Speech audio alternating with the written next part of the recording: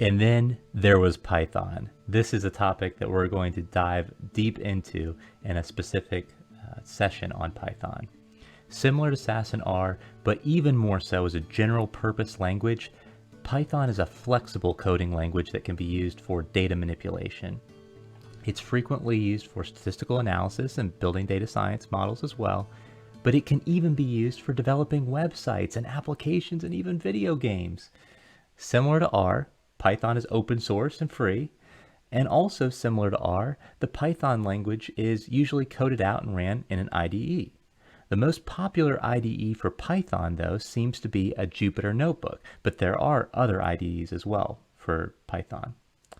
A Jupyter Notebook has multiple code cells, and the output, which might be a table or a chart, a pandas data frame, a variable value, model output, the output from that code cell appears directly under each code cell. It's a very interactive experience coding in a Jupyter Notebook.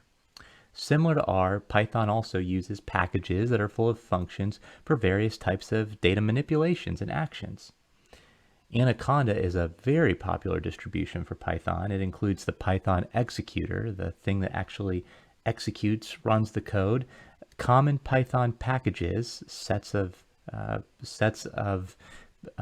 functions, and the Jupyter Notebook IDE, as well as several other IDEs as well. Python has historically been the coder or the programmer's preferred SAS alternative, more so than R, which I think has led to its algorithms and functions being generally more computationally efficient than R. As I said before, that's a generalization. This is an example of a Jupyter Notebook. At the top we have the title, and you'll see it's made up of multiple coding cells. Each of these is a coding cell, and beneath that coding cell would be any output from that coding cell. Again, a very interactive experience coding in Python in Jupyter Notebooks. Now we're looking at Google Trends to get a sense of how popular these tools are, at least based on Google searches. You'll see overall Alteryx tends to have less searches than the other tools here, Python and SAS.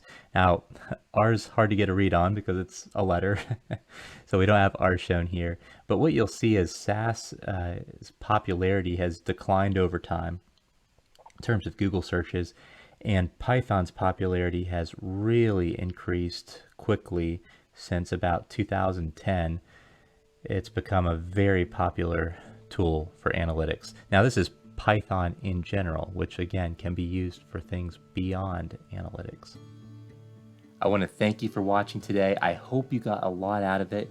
And if you did, please consider liking the video and subscribing if you'd like to see more videos like this in the future. Now, if you have any questions about what we covered, please consider leaving a comment and I'll try to respond to it as soon as I can.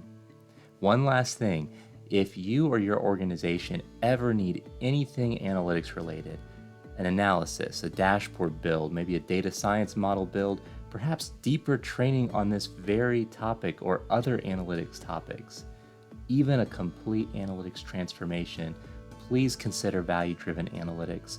Check out our site at valuedrivenanalytics.com, and if it resonates with you, give us a call. We'd love to help you out.